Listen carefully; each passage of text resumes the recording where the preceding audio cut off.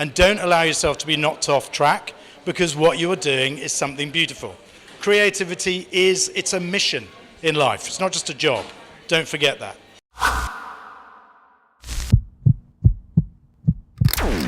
Very quickly, I trained originally as a designer, wasn't very good at it. I've worked in big agencies with all the bullshit. I'm that old that I remember the 80s and the 90s, and I'm still alive, so I didn't do it that well. I should be dead in a pile of coke by now, but I'm not. I've moved into creative writing as my lead discipline. I try and now exercise that in a number of different ways. I have run my own agency. I've worked for Saatchi, Leo Burnett, which all sounds a bit name-droppy. I apologize.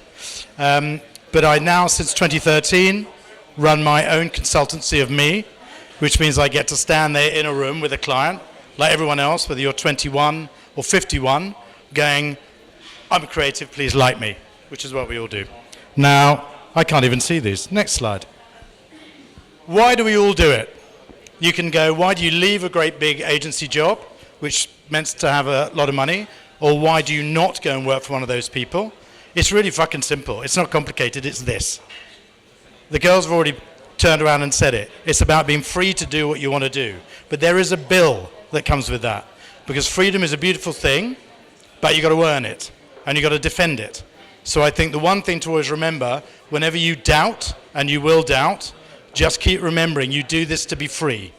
And that's one of the greatest gifts you can give to yourself. Now, guy, that's the work? Yes.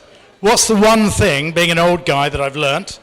Resilience. Everything is a masterclass in resilience. As a creative, you go into a room and you make yourself vulnerable again and again and again. You put your heart out there, you present something that you think is beautiful, and some fucker looks at you and goes, nah. Now, you will get pulled every which way. You'll get told that your ideas aren't good enough. They're not on brief. They're too expensive. Sometimes you wonder whether these fuckers know why they briefed you in the first place. You've got to roll with it. If you're going to have a fragile moment and feel all upset, that's great. Go home, do it with your friends, have a meltdown, take whatever the fuck it is you want to take, drink whatever you want to drink, go into a quiet room, watch box sets, doesn't matter.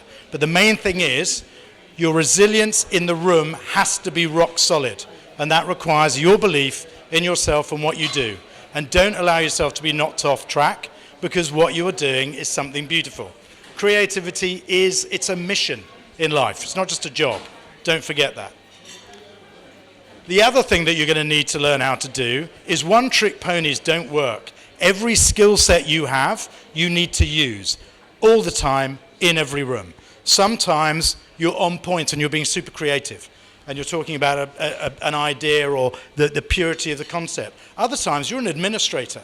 You've got to administrate yourself. They've already said it. Turn up, be on time, manage your shit. Don't turn around and go, I'm having a Byron moment. I'm freaking out and I'm being creative and I've done this fucking amazing screen print, Photoshop idea lab thing. No one ultimately cares. Manage your stuff, be professional. Sometimes it's that you got in the room, sometimes it's doing your own accounts. Whatever it is, this is your world. Calibrating all the time to make sure that you stay on track. Knowing who you are in the room. It's really hard. We get forced to define ourselves. Creative writer, art director, photographer. Knowing your who is not just about your discipline. It's knowing about which who you want to be. Now, if you want to shake the world, if you want to be a disruptor, break the walls down, turn up in a room with your hair on fire, that's all great, but be clear about it and the bill and the consequence of being that who, and stick to it. That's the other thing. Don't keep shifting around in the room. Your who will change over time, but always be clear that you've got your eye on it. This other thing about generosity, full tank. You could turn around and say everything that you do as a creative freelancer is a pure moment. You turn up and you want to put something beautiful there and you've loved it. It's a bit like a bad moment in Notting Hill. I'm just a boy asking a girl to love him. I've got my idea, please. And that's all we are.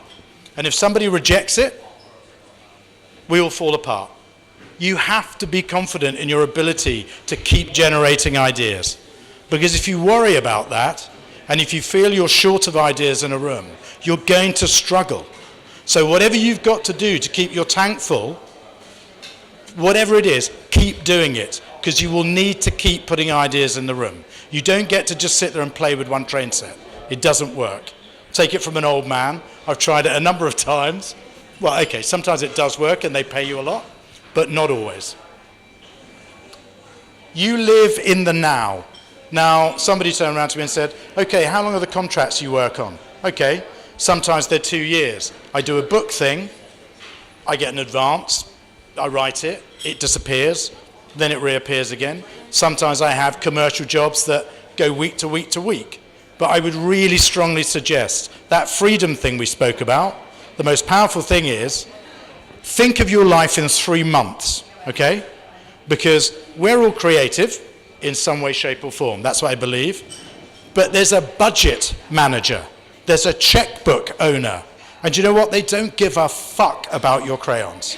They are managing a spreadsheet, and those budgets change. The world out there is under pressure, okay? We'd like to feel that somebody should just pay us lots of money. They are all under duress. They're remanaging budgets every day. So at your best, quarter to quarter, they might fuck with the budget that's paying for the thing that you're doing. So if you contract your world into a 3-month window and just go, that's my world, everything could change in 3 months. Once you wake up on that basis, do you know what? Life gets a lot easier. Love the silence. Sometimes when you're on and you're hot, it's brilliant. But sometimes the phone does not ring. Love the silence. Don't get freaked out by it, because you know what you normally do? You suddenly go, fuck, I've got no income. You pull in a load of jobs you don't really want to do. You probably resent them. They resent you. Everybody ends up pissed off. It's like a bad marriage. Don't do it. Get used to the silence and just go, it's fine. Don't panic. It's going to be okay. Especially in agency world, how you enter a room is everything. Fuck, poof, hair on fire. Look at my creativity. Pow. We all get taught as creatives how to enter a room. We're the savant, we're the fucking enfant terrible, we're all these things.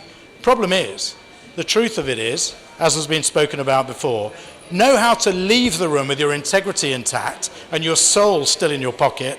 That's the win. Knowing when to leave and how to do it is primary, because it's back to that freedom thing. It's everything that you need to remember. Know how to say goodbye to a job if it ain't right, because it's part of how you maintain your ecosystem. Super skin, there's 2 versions of this. Do remember, creative freelance, you will be one of 2 things. You're either going to walk in, and remember, everyone that you're talking to is on a contract, but a long-term one. They might be PAYE. They invite you in. They love you. God, you're fabulous. I love the work you do. You're brilliant. We have great meetings. Then it all goes to shit, and they ain't going to lose their job for you, right? So you expect in a room, you've done all that work, and the fucker turns on you and just goes, not me, it's him or her. And you go, where the fuck did that come from? You need to be able to ride that stuff and just know it's coming. Maybe not every day, and maybe not every week, not every month, but it will happen, and you've got to be able to just go, I'm cool with that. See ya, that's fine. That's version 1. The world will turn on you, be ready for it. Have a thick skin. Version 2 is, sometimes to protect an idea, your creative baby, you need to offer it up. So you'll have a client who you know is struggling. They can't work it up the pile. They can't get beyond their line manager. They're an asshole. So you go, I'll wear it. I'm the hired help. Shoot the messenger. Put me in a room. I'll present it. And if they're going to bury anyone, they'll bury me. That's a really big gift to give to somebody. So I think there's 2 forms of super skin. One of them is be ready for it, because somebody will turn on you. And the other version is offer it up. Your gift is being able to turn around to somebody and go, I'll carry this idea in, I'll protect it, and if anyone gets shot, it'll be me, because I know you're trying to save your job and your holiday and your second leased car and whatever other shit you're doing. And my final thing is the why, which goes back to that first slide. Your sense of purpose to why you do what you do To do that stuff, the super skin, the calibration, the knowing when to say goodbye, all of those things come back to one thing. Know why you're in the room in the first place. If it is because you want to do something profound and something different, then stick to it. And remember that, even when you're doing a dull job and doing spreadsheets and doing all of that stuff, why you get out of bed in the morning. The minute you lose sight of that, you're going to have problems. And you lose your resilience, you lose your ability to fight your corner. So I would strongly suggest that every day you wake up, remind yourself of your purpose, stick to it, and then get back in the ring, have another fight for what it is you believe in and what you want to defend and what you want to make in the world. That's kind of it. Words from an old man. Sadly, I'd love to say that I've only got 10 years of experience. I need to multiply everyone else's experience by about 3. But I promise you, the red thread's there. I find it no different as a 55-year-old man in a room with my idea. I could be 19. It ain't any different. Because when it goes to shit, you feel the same stuff and you go to the same coping mechanisms. In that way, we are all timeless and it's a beautiful thing. So do what you do, protect it, defend it, but be generous of spirit and remember why you do it. That's it. Thank you.